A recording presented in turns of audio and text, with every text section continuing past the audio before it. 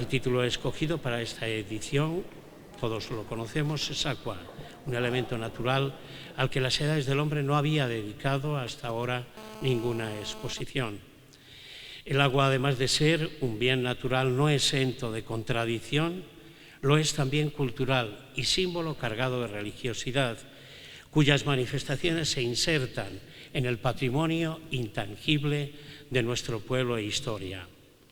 El simbolismo que representa el cartel es sencillo: unas manos que reciben el agua de lo alto y que a su vez lo transmiten, que seguro que para muchos puede evocar el gesto del bautismo, incluso del bautismo de Jesús en el Jordán, pero es sobre todo una imagen llena de vida y de purificación, y esto es lo que queremos transmitir. Para quien haga una lectura más profunda del cartel, no le será difícil descubrir que bajo esa grafía a lo griega de la palabra aqua puede ver el perfil o la silueta de un pez, símbolo de identificación de los primeros cristianos. El propio título, en lengua latina, aqua, responde plenamente a su contenido y tiene su justificación que pasamos a explicar. La diócesis y provincia de Zamora está conformada geográficamente por diversas comarcas, pero tiene dos bien definidas: la situada al norte de la capital, que recibe el nombre de Tierra del Pan, y la situada al sur, que recibe el nombre de Tierra del Vino.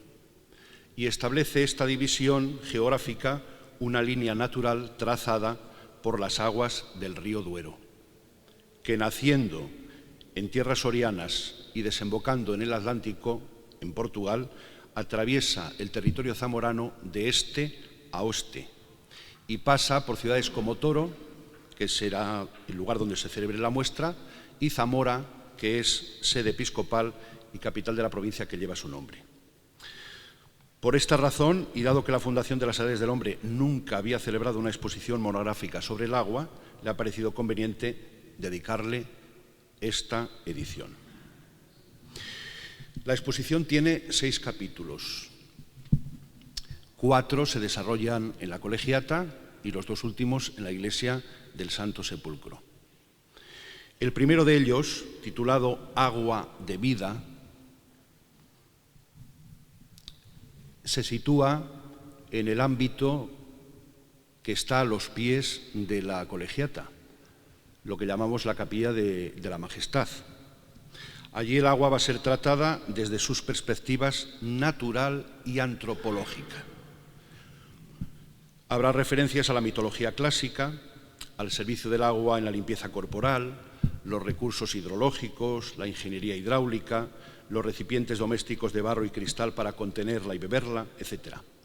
Lo hacemos en el espacio existente frente a la portada de la Majestad, que es un extraordinario marco artístico que separa este capítulo de los que se desarrollan en el interior de la colegiata y cuyo umbral sirve de tránsito a los visitantes para pasar de la realidad puramente humana a la novedad de la realidad salvífica, cuyo centro y culmen es la figura de Cristo. El segundo capítulo se titula Preparando Caminos. Traspasada la portada de la Majestad, nos adentramos en este segundo capítulo que está dedicado al agua en la creación y en la historia de la salvación, desde los orígenes, el Génesis, hasta la figura de Juan Bautista, el precursor. Siguiendo cronológicamente los textos bíblicos, se van mostrando acontecimientos y personajes del Antiguo Testamento, a través de los cuales Dios fue anunciando de forma progresiva su voluntad salvífica y el significado de la gracia del bautismo.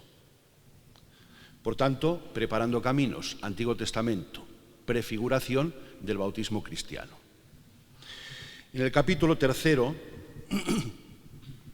titulado Los cielos se abrieron, lo dedicamos a la figura de San Juan Bautista, del que dijo Jesús: en verdad os digo que no ha nacido de mujer uno más grande que Juan el Bautista. Con Juan el Bautista se cierra el ciclo profético del Antiguo Testamento, actualizándolo. Él hace muchas referencias a los profetas, concretamente a Isaías. Y se abren con él los tiempos mesiánicos, pues el Salvador estaba ya próximo, llegaba tras él. Los momentos más destacados de su vida son, aparte del bautismo de Jesús, su nacimiento, su predicación y su martirio. Por tanto, tercer capítulo dedicado a San Juan Bautista. Cuarto capítulo, centro y culmen de la exposición, la figura de Cristo. Se titula Cristo, fuente de agua viva. Este capítulo se dedica íntegramente a Cristo y su relación con el agua durante su vida terrena, pasando, por tanto, por su infancia, su ministerio público y su misterio pascual.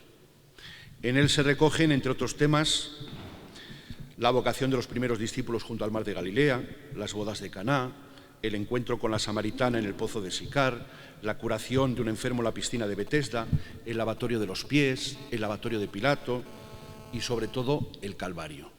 De su costado salió sangre y agua.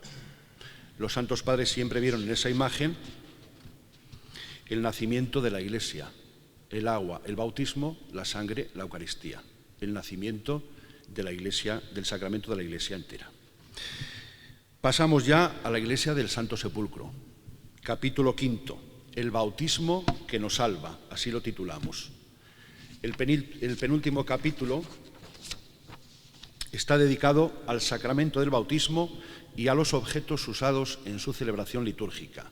La pila bautismal, los recipientes para contener el agua que se vierte sobre el bautizando, las olieras o crismeras para ungir al catecúmeno y al neófito, y por derivación también a los objetos relacionados con el agua bendita, y otros vinculados a la celebración eucarística.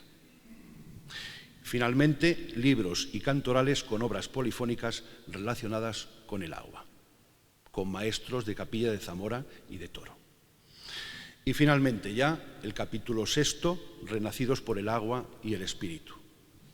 En este capítulo final se exponen diversas obras artísticas que representan a los santos, hombres y mujeres que, nacidos de nuevo por el agua y el Espíritu, han sido un fiel testimonio de su vinculación existencial a Cristo, a quien se unieron íntimamente por el sacramento del bautismo, y más concretamente a aquellos santos cuya biografía o patronazgo están relacionados con el agua.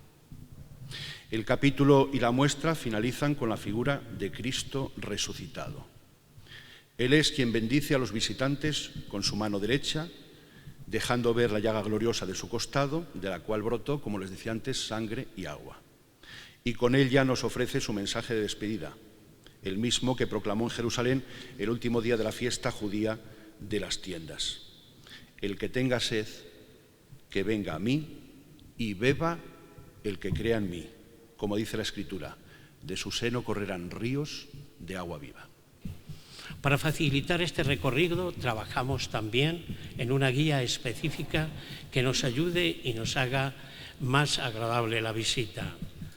Como venimos haciendo en ediciones anteriores, seguiremos impulsando el programa escolar Conoce tu patrimonio.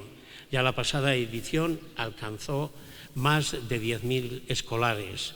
Queremos que Toro sea capaz también, al menos, de superar esa cifra. Es importante trabajar para que, digamos, la comunidad educativa, en términos generales, conozca, viva y sienta su patrimonio.